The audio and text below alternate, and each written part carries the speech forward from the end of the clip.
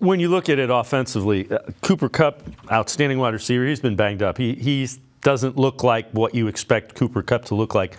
Who are the guys that the Browns defense needs to be concerned with from a Rams perspective? It's interesting. So Cooper Kupp does not look like the same guy right now, and Bacon and Brad has fallen back down to earth as well. Their wonderkind rookie who got off to a miraculous start. So I think the big one for me is Tutu Atwell can break off a 40, 50, 60-yard gain at any moment, and if you lose track of him on any given snap, Stafford does look his way and knows he can make, even for his size, make some contested catches or just get good body position and manipulate DBs by kind of misplaying and not tipping off when the ball's coming his direction. I think there's some nuance to his game that enables him to create a lot of these explosive plays. But then they've also just been spreading it around. Tight end Tyler Higbee has had some big games recently. We mentioned Kyron Williams in that running game. So, yeah, it's really just everyone staying assignment sound, not cheating towards any particular player. Because, last week Cooper Kupp and Puka Nacua did not much of anything, and that was a blowout win for the Rams. So when you look at areas on the defense that the Browns offense can potentially exploit, what do you see? What can the Browns offense do? Where are they attacking, do you think?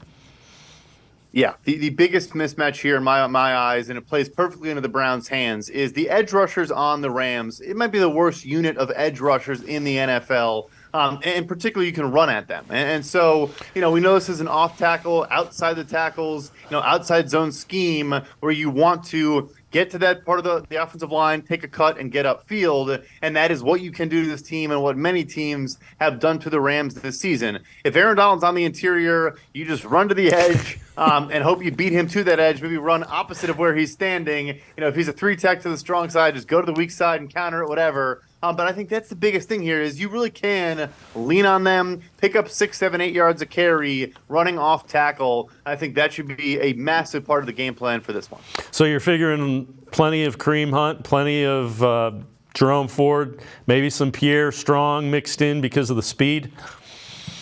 I think so. Yeah, I really do. I think you're going to see all three of those guys, keep the legs fresh, keep them going.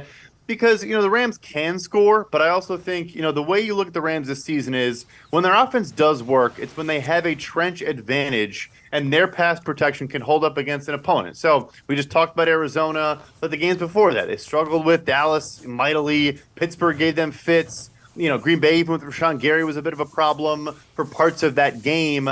This game, they're not. Even if Myles Garrett doesn't play, frankly, there's still, I would say, is an advantage for the Browns here on defense. So, yeah, I think that's how it looks.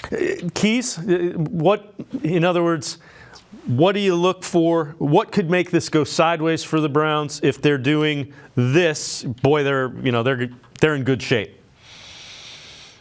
Yeah, I think if the Rams are doing well, or if the Browns are If the Browns are doing well. If the Browns are doing well, they're in good shape. If they're doing this, they're in trouble. I think that the key here will be making tackles on the first tackle, not missing tackles 4 or 5 yards beyond the line of scrimmage on these quick outs, on these screen passes, these quick slants, these curls and hooks that are really, again, just designed to get the ball out of Stafford's hands. If you make the first tackle or you gang tackle and have a bunch of guys crash, you'll be fine. If you break contain or if you're missing tackles or not wrapping up well and letting them get those yards after the catch and yards after contact, I think that's going to be a huge piece of this game. Those linebackers, Wusu-Koramoah and Walker, the safeties coming down, Delpit, who's been so much better, but I think early in his Browns tenure, that was an issue for him. You need to, don't play the ball, don't try to turn the ball over, don't try to kill a guy, just wrap up and make sound tackles, on those quick outs the Rams love to throw. I think I say this every week, but let this sink in. 7-5 versus 8-4.